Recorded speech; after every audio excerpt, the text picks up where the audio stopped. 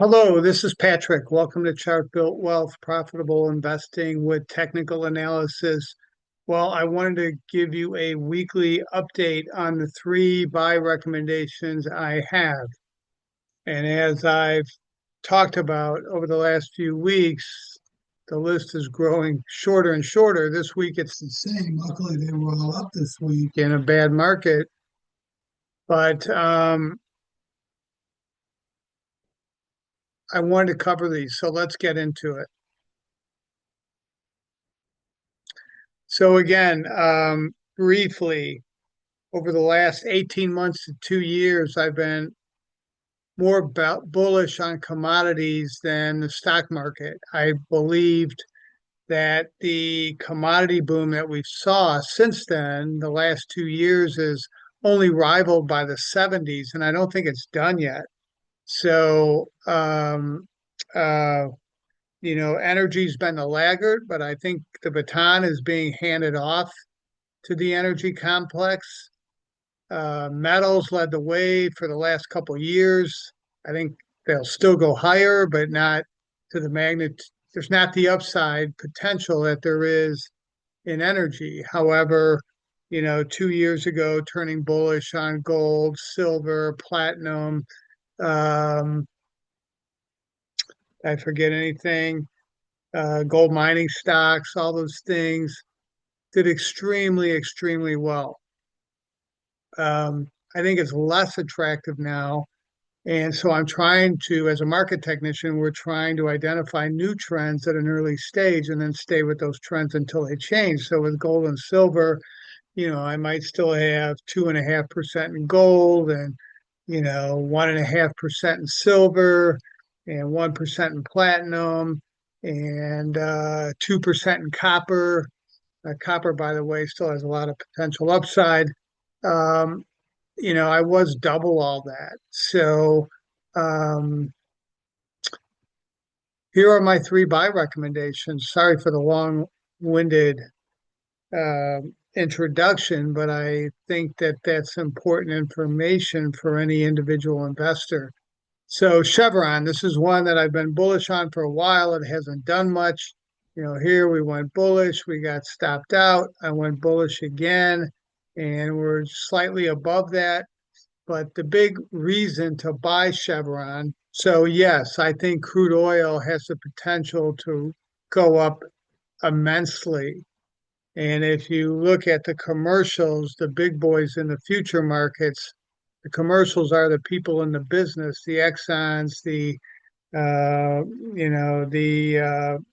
Mobiles, the Shell oil, all those, they're at a record.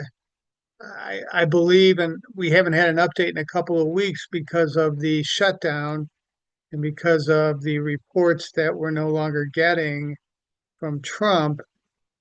But um, 3 weeks ago, oil was at the biggest net long position for the commercials, the big boys that I just mentioned in the industry that they've been in like 6 years. So, um, the reason why I like Chevron so much is this is a big 1, 2, 3 year consolidation in the form of a symmetrical triangle with the resistance line and the support line coming together, winding this up. After a big up move, it went sideways. That's a sign of strength. It didn't correct downwards. And we're getting this big consolidation. And as we wind tighter and tighter, it's similar to what happened with platinum, where I said I need to buy this before it breaks out, because when it breaks out, the potential is there for it to go to the moon and you won't have a chance to buy it. So Chevron, I don't look at the stock ticker, but this pattern looks similar. And so I'm bullish on it. I got my stop at 152. We're currently at 157, so your risk is minimal and your potential reward is 30% plus. So I like that. And this is for a dividend paying stock. So Chevron,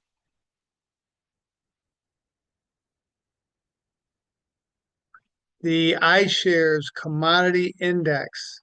Now I don't remember exactly, but believe this is 40 to 50% in energy, um, and the rest in precious metals and other uh, industrial metals, natural gas, and other things. By the way, natural gas has been on a tear. So this is a bet on the overall commodity index with a heavy weighting on energy. So instead of buying oil, which I don't have a clean cut pattern, I'm bullish on oil actually. I mean, I don't own a lot of it. There's no big pattern that gives me a buy recommendation like the overall commodity index that's a little bit overweighted energy. So this is what I'm buying instead of oil. And on the whole, it's got copper, it's got all the metals. So this is also a symmetrical triangle. This is 1, 2, 3 years in the making, just like Chevron. And we have all the necessary touches, and we had a slight breakout, a retest, and here we are trying to break out of a smaller triangle here. So again, I don't know what kind of chance you're going to get to buy this if it breaks out. Maybe it doesn't shoot straight up, but for me, I'd rather buy this now and put my stop at 21.5. Have a smaller amount of risk, and the potential upside here is 35%. So again, I like that. The point and figure charts on both of these agree. And so that's my second buy recommendation. That's not what you're hearing on CNBC, is it? They're chasing Nvidia and all those things, which just got chewed up this week. My last but not least, another commodity, and this is corn. Corn is the most out of favor. The grains are the most out of favor of anybody out of any commodity for sure, with the tariffs and the farmers complaining about, their crop prices and why would corn ever go up? Well, that's the perfect setup when sentiment is the most bearish and all the buyers are washed out of it. That's when you want to look to buy something. You don't just buy it because of that, but you look for other factors. So, what got me bullish on corn is this straight up leg here after this huge downtrend for, I don't know, 5 years. It went from 52 to 11 and a half. And then we got a big upshoot, five wave advance, Elliott wave theory, trends or cycles go in waves of five. And now we've got a retracement into a wave two, which goes against the major trend.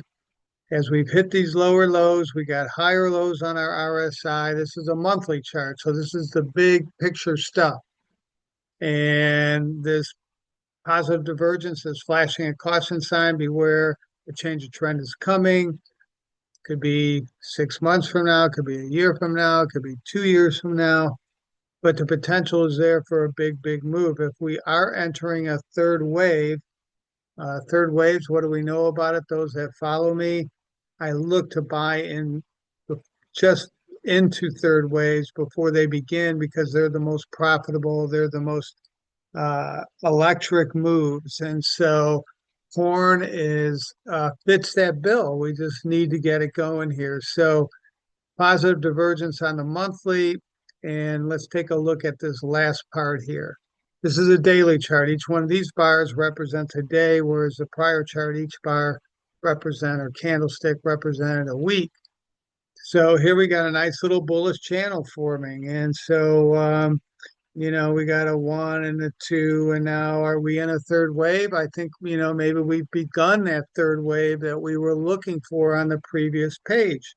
It's just been very subtle and very quiet. We had a big down day on Friday, down 2% on this. And what was I doing? I was buying.